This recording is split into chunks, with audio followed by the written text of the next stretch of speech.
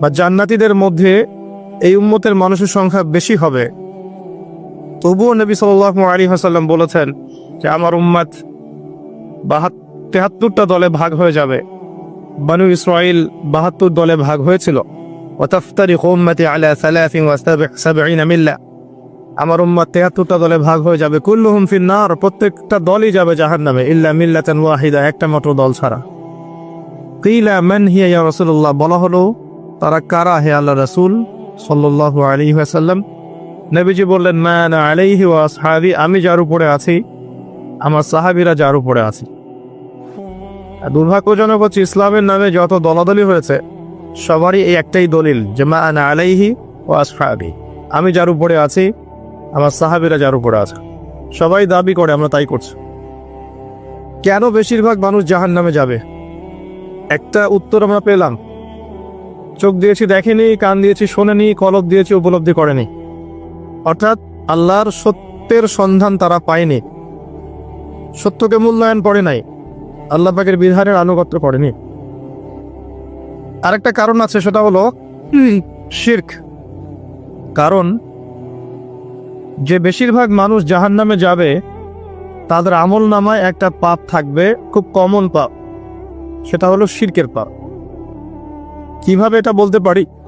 এভাবে পারি যে আল্লাহ পাক সূরা নিসার মধ্যে বলেছেন ইন্নাল্লাহা লা ইয়াগফিরু আন ইউশরাকা বিহি ওয়া ইয়াগফিরু মা দুনা যালিকা লিমান ইয়াশা। আল্লাহ পাক বলছেন আমি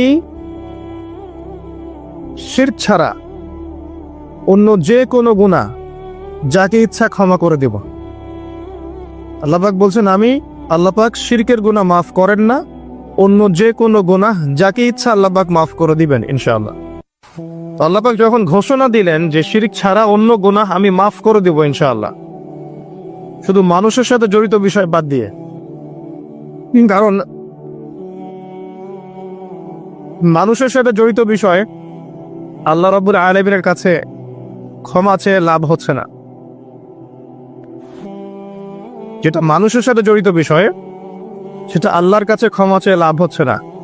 ধরেন আপনি কারো গীবত করেছেন, নাউজুবিল্লাহ, কারো সম্পদ আত্মসাৎ করেছেন, কারো প্রতি জুলুম করেছেন, কাউকে গালি দিয়েছেন, চুরি ডাকাতি করেছেন, ছিনতাই করেছেন, অন্যের সম্পদ আত্মসাৎ করেছেন, কাউকে ধর্ষণ করেছেন, অর্থাৎ অন্য কারো সম্মানহানি করেছেন, জান মাল ইজ্জতের হানি করেছেন। এই বিষয়টার ক্ষমা আল্লাহর কাছে পাওয়া যাবে না। এই ক্ষমাটা ওই বান্দার কাছে নিতে হবে যে ভাই আমি আপনার গীবত করেছিলাম, আমাকে মাফ করে দেন। ভাই আমি আপনার সম্পদ চুরি করেছি, এই নেন, ফেরত নেন। ভাই আমি তোমার জমি আত্মসাৎ করেছি, এটা তোমার, তুমি নিয়ে নাও। ভাই আমি তোমার কাছে টাকা ধার নিয়েছিলাম, দেইনি, এই যে দিয়ে দিলাম, শোধ।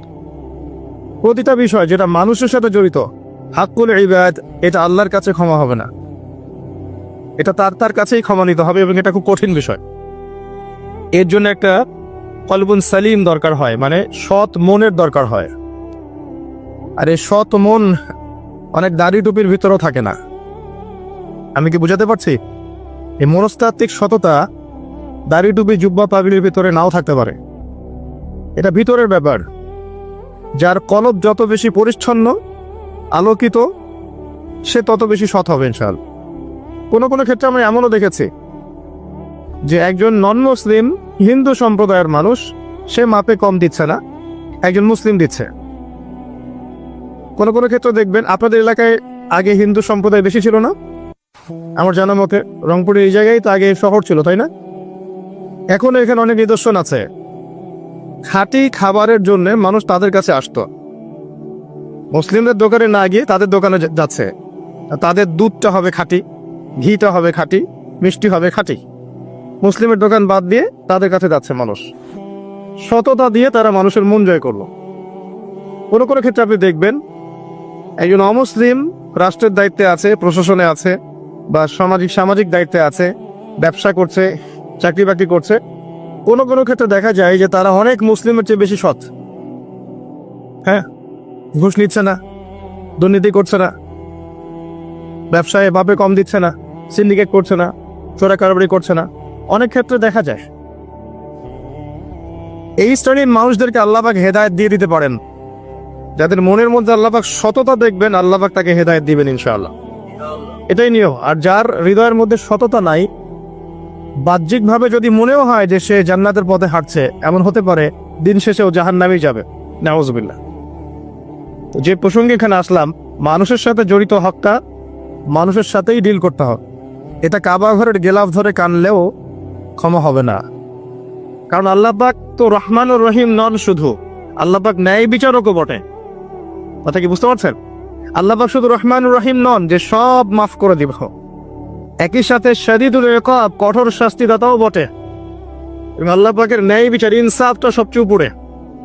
আল্লাহ পাক ইনসাফ করবেন, ইনসাফ করবেন। রহমানুর রহিম কোন অর্থে?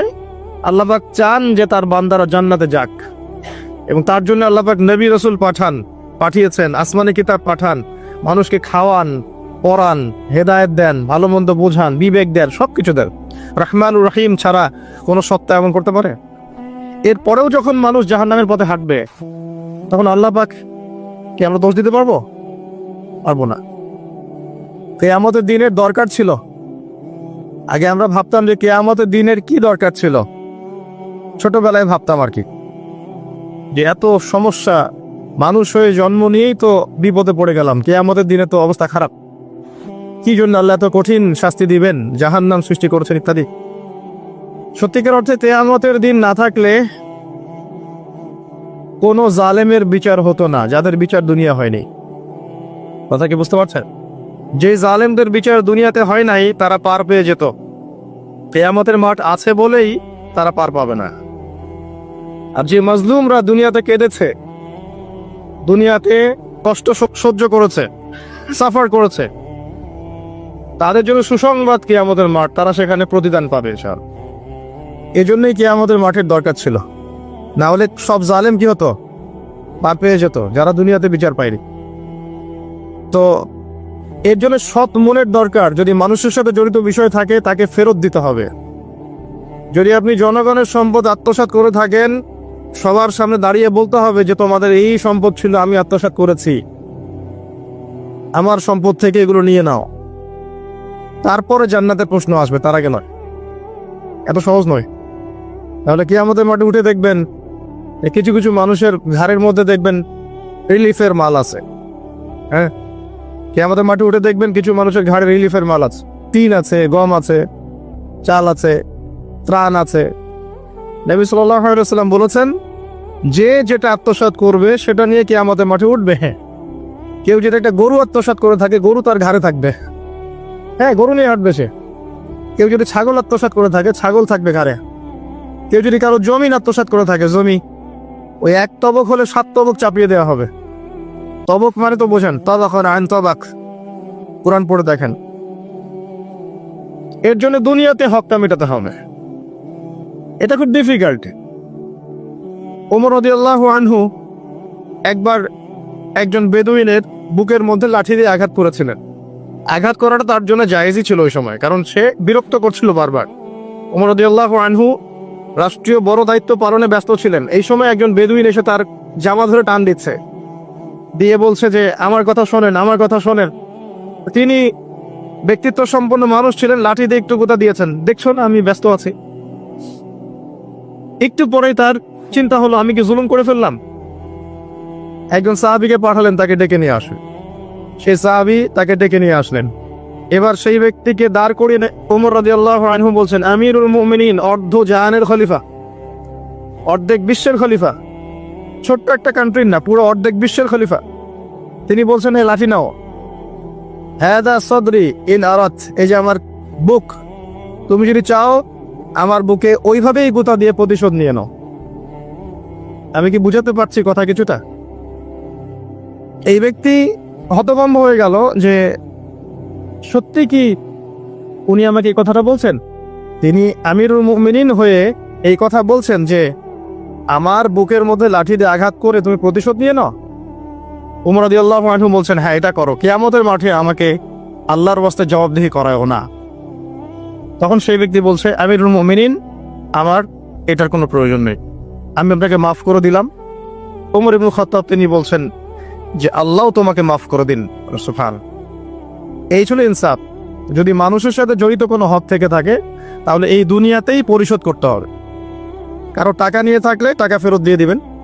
কারো যদি জমির সম্পত্তি কোনোভাবে ঝগড়াঝাটি হয়ে থাকে, জমি নিয়ে নিয়েছেন কোনোভাবে, ফেরত দিয়ে দিবেন।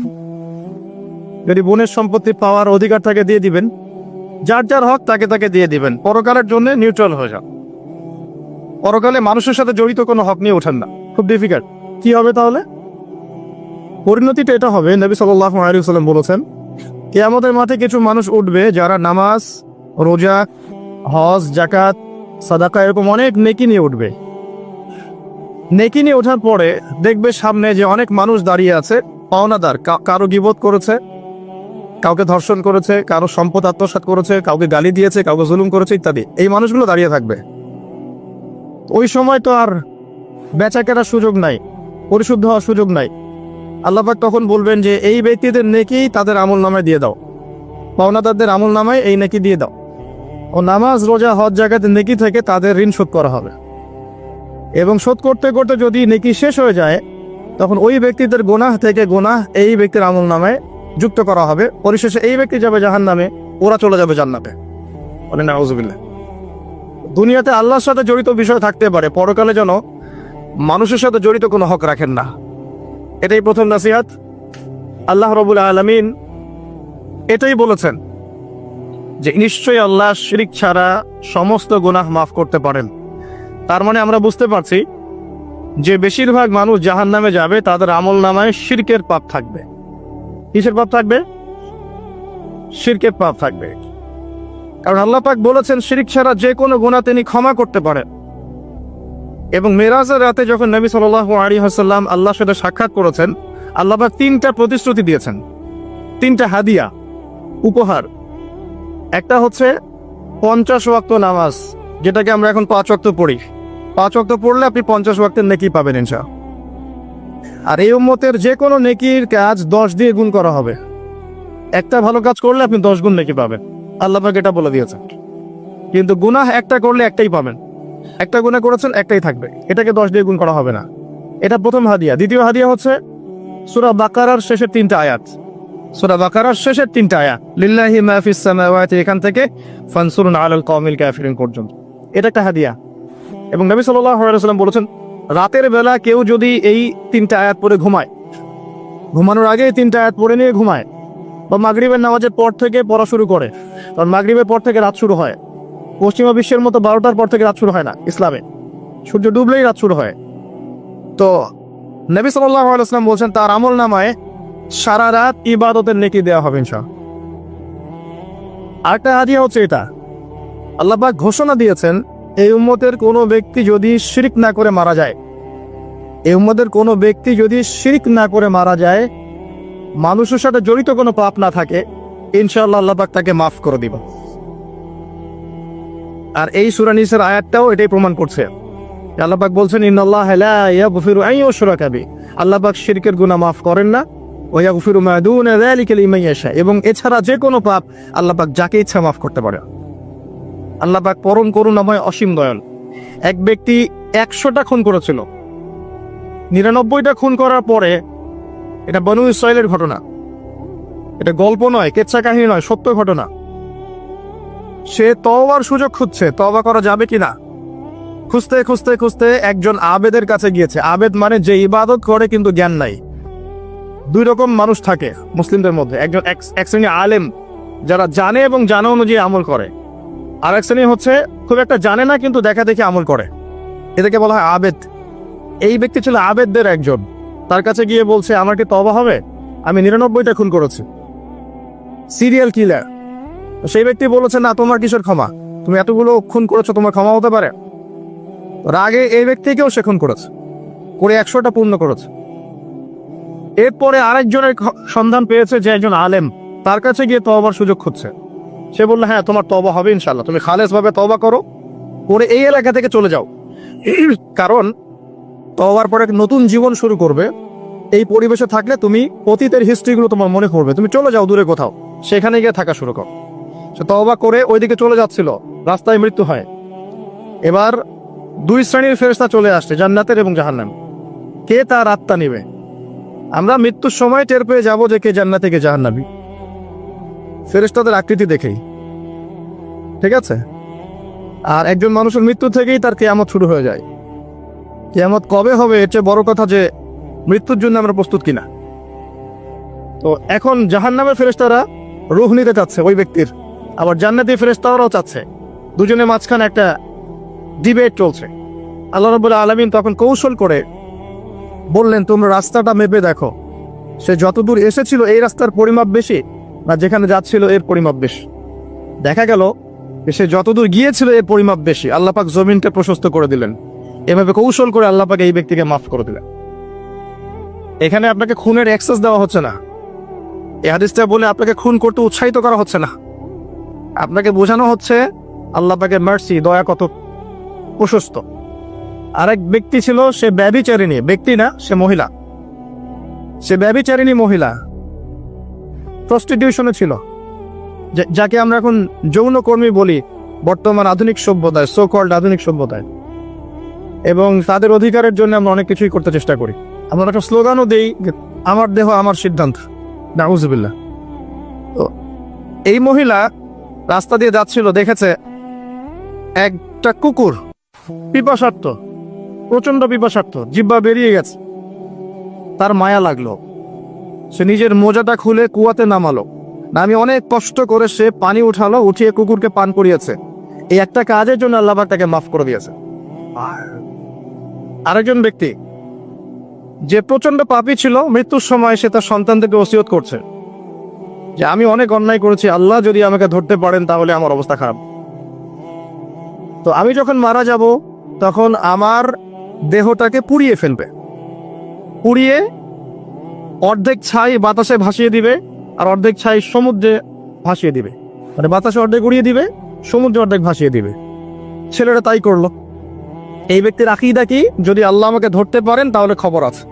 তার মানে ওর আকীদা যে আল্লাহ ধরতে পারবেন না এমন করলো, এটা কিন্তু কুফরি আকীদা, তাই নয় কি? পুনরুত্থানে বিশ্বাস না করাটা কুফরি নয় কি? ইমানের 6টা পিলারে একটা হচ্ছে পরকালে বিশ্বাস, তাই না? একটা পিলারই তো তার মধ্যে নাই।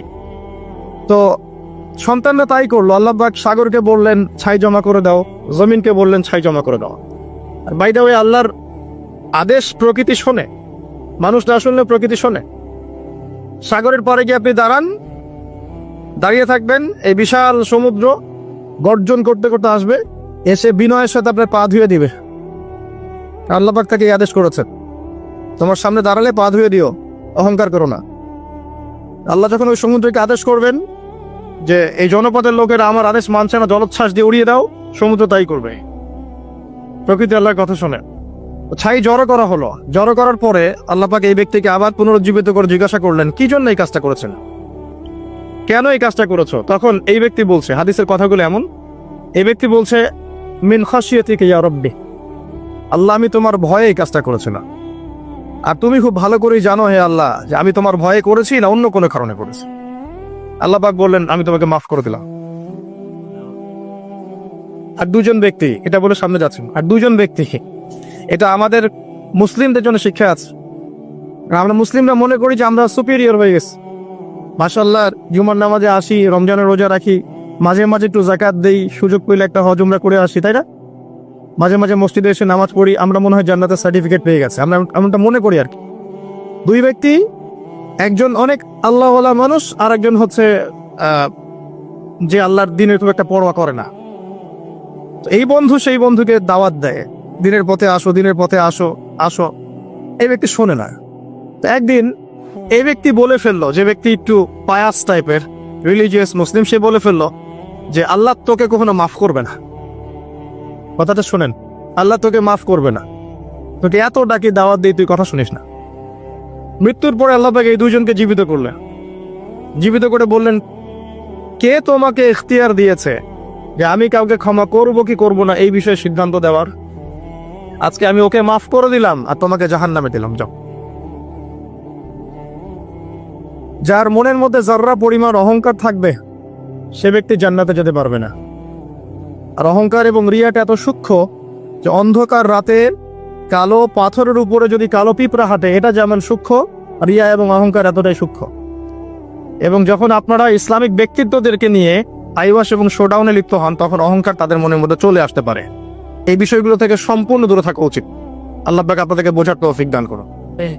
শিরকের পাপ থেকে বেঁচে থাকুন, মানুষের সাথে জড়িত পাপ থেকে বেঁচে থাকুন। আল্লাহ পাক পরম করুণাময়, অসীম দয়ালু, আল্লাহ পাক সমস্ত গুনাহ মাফ করতে পারেন। এর মানে এই নয় যে গুনার এক্সেস দেওয়া হচ্ছে, লাইসেন্স দেওয়া হচ্ছে, এমনটা নয়। আল্লাহ পাকের দয়া বোঝানো হচ্ছে। আল্লাহ আপনাকে ভালোবাসেন এবং আল্লাহই আপনাকে প্রকৃত অর্থে ভালোবাসেন, বাকিরা আপনাকে স্বার্থের জন্য ভালোবাসেন। মনে রাখবেন, প্রকৃত অর্থে শুধু আল্লাহই তার বান্দাদেরকে ভালোবাসেন, বাকিরা মানুষের অবস্থানকে ভালোবাসে, মানুষের ব্যক্তি সত্তাকে নয়, আপনার আত্মাকে নয়, আপনার অবস্থানকে। এটা আপনি হারে হারে উপলব্ধি করবেন যত দিন যাবে। বাকি বিষয়গুলো স্বার্থকেন্দ্রিক।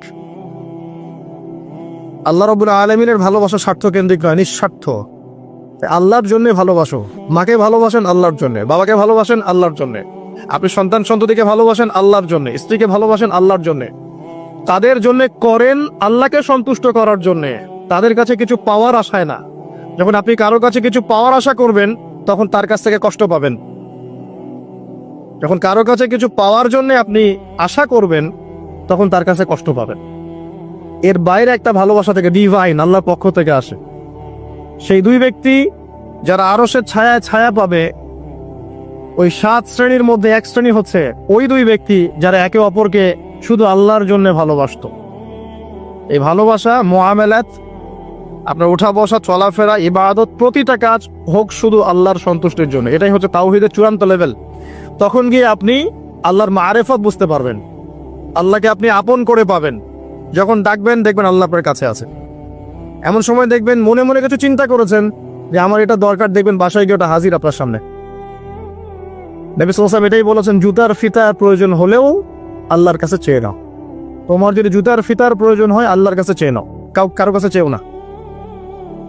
আব্দুর রহমান বিন আউফ রাদিয়াল্লাহু আনহু মদিনায় গিয়েছেন হিজরত করে। অন্য একজন সাহাবী বলছেন, আমার 2টা বাড়ি আছে, একটা নিয়ে নেন, 2টা জমি আছে, একটা নিয়ে নেন। আব্দুর রহমান বিন আউফ তিনি বলছেন, আরিনি আইনাস সুক, আমাকে দেখিয়ে দাও যে বাজার কোথায়। অল্প কিছু খেজুর কিনলেন, আল্লাহর প্রতি তাওয়াক্কুল করে গায়রাতের পরিচয় দিলেন, ব্যক্তিত্বের পরিচয় দিলেন, দিয়ে তিনি চলে গেলেন বাজারে। বাজারে গিয়ে ব্যবসা শুরু করলেন। মাত্র 7 বছরের ব্যবধানে তিনি মদিনার শ্রেষ্ঠ ধনীদের একজন হয়েছেন। আল্লাহর হয়ে যান, শুধু আল্লাহকে আপন করে নেন, দেখবেন সবকিছু আপনার অনুকূলে ইনশাআল্লাহ। ইন্না সলাতি ওয়া নুসুকি ওয়া মাহইয়ায়া ওয়া মামাতি লিল্লাহি রাব্বিল আলামিন, এই কনসেপ্টে আসেন। ইব্রাহিম আলাইহিস সালাম বলেছেন, আমার সালাত, আমার যত কুরবানি, আমার জীবন, আমার হায়াত, মৃত্যু সবকিছু আল্লাহর জন্য। তখন দেখবেন দুনিয়াতে যদি আল্লাহর পথে চলতে আপনি বাধা পান, বিপত্তি পান, কষ্ট পান, দুঃখ কষ্ট আসে, বালা মুসিবত আসে, আপনার মুখে হাসি থাকবে। আপনি বুঝবেন এগুলো আল্লাহর জন্য, আল্লাহ এগুলোর প্রতিদান দিবেন ইনশাআল্লাহ। এবার আসেন আরেকটা পয়েন্ট এসে আমি আলোচনা শেষ করতে চাই। আমাদের সামনে একটা মৌসুম অপেক্ষা করছে আল্লাহর ক্ষমা পাওয়ার। 3 শ্রেণীর মানুষের জন্য নবী সাল্লাল্লাহু আলাইহি ওয়াসাল্লাম অভিশাপ দিয়েছেন। অভিশাপ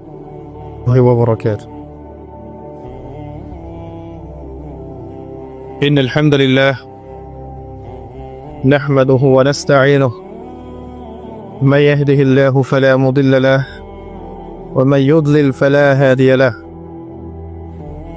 ونشهد أن لا إله إلا الله وحده لا شريك له ونشهد أن محمدا عبده ورسوله أما بعد فأعوذ بالله من الشيطان الرجيم بسم الله الرحمن الرحيم وقال الله تعالى في كلامه المجيد والفرقانه الحميد يا أيها الذين آمنوا اتقوا الله حق تقاته ولا تموتن إلا وأنتم مسلمون وقال رسول الله صلى الله عليه وسلم القرآن حجة لك أو عليك رب اشرح لي صدري ويسر لي أمري واحلل عقدة من لساني يفقه قولي اللهم فقهنا في الدين وعلمنا التأويل اللهم اجعلنا منهم الذين آمنوا وعملوا الصالحات وتواصوا بالحق وتواصوا بالصبر আলহামদুলিল্লাহ, যাবতীয় প্রশংসা এবং গুণগান একমাত্র মহিয়ান ও গরিয়ান আল্লাহ রাব্বুল আলামিনের জন্য, যে আল্লাহ সুবহানাহু ওয়া তাআলা নাজিল করেছেন মহাবিশ্বের মহাবিশ্বয় মহাগ্রন্থ আল কোরআনুল কারীম।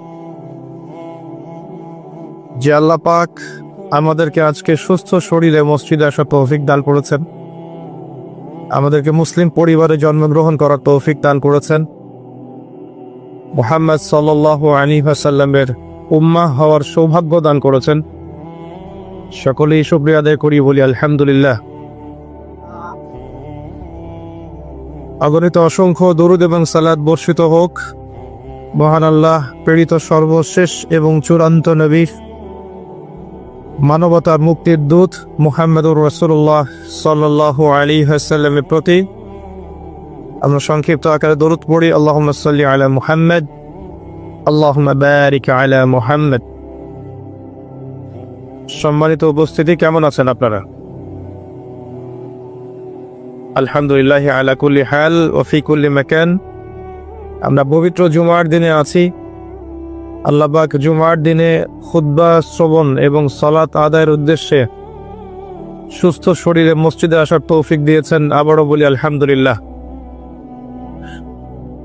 রাসূলুল্লাহ সাল্লাল্লাহু আলাইহি ওয়াসাল্লাম বলেছেন, জুমার দিনে কেউ যদি সকাল সকাল গোসল করে এবং উত্তম কাপড় পরিধান করে, সুগন্ধি ব্যবহার করে,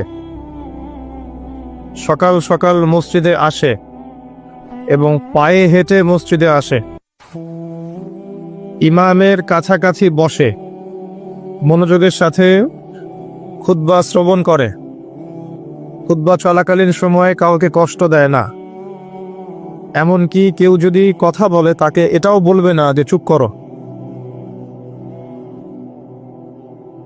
এবং ইমামের সাথে নামাজ শেষ করে, নবী সাল্লাল্লাহু আলাইহি ওয়াসাল্লাম বলেছেন, এই ব্যক্তির আমলনামায় প্রত্যেক পদক্ষেপের বিনিময়ে 1 বছরের নফল নামাজ, 1 বছরের নফল রোজার নেকি দেয়া হবে। এই বিশাল নেকিটা নষ্ট হয়ে যাবে যদি খুতবা চলাকালীন সময় আমরা কথাবার্তা বলি, মোবাইলে ব্যস্ত থাকি, লুকিয়ে লুকিয়ে ভিডিও করি, ফটো সেশন করতে থাকি ইত্যাদি, অন্যকে কষ্ট দেই, আপোষে কথাবার্তা বলি, তাহলে এই পুরো নেকিটা নষ্ট হয়ে যাক। দেখবেন এটা বলে দেওয়ার পরেও কিছু মানুষ কথা বলবে, এই কাজ করবে। আল্লাহ পাক বলেছেন কিছু মানুষ সম্পর্কে, লাহুম কুলুবুন লা ইয়াফকাহুনা বিহা, আমি হৃদয় দিয়েছি উপলব্ধি করে না, ওয়া লাহুম আযানুন লা ইয়াসমাউনা বিহা, শ্রবণ ইন্দ্রিয় দিয়েছি শুনবে না, ওয়া লাহুম আ'য়ুনুন লা ইউবসিরুনা বিহা, চোখ দিয়েছি দেখবে না। আল্লাহ বলেছেন এমন কিছু মানুষের কথা, এবং তাদের বিষয়ে আল্লাহ বলছেন, উলাইকা কালানআম, এরা হচ্ছে গবাদি পশুর মতো, জাস্ট লাইক ক্যাটলস, গবাদি পশু, জন্তু জানোয়ারের মতো। বাল হুম আদাল, বরং তার চাইতেও নিকৃষ্ট। উলাইকা হুমুল গাফিলুন, এরা হচ্ছে গাফেল সম্প্রদায়। আল্লাহ পাক এদেরকে দিয়েই জাহান্নাম পূর্ণ করবেন। ওয়ালাকাদ যারানা লিজাহান্নামা কাসীরাম মিনাল জিন্নি ওয়াল ইনস, প্রচুর জিন আর মানুষকে দিয়ে আমি জাহান্নাম পূর্ণ করব। অপরাধ এটাই, চোখ দিয়েছি দেখে নাই, কান দিয়েছি শোনে নাই, হৃদয় দিয়েছি উপলব্ধি করে নাই, এটাই অপরাধ।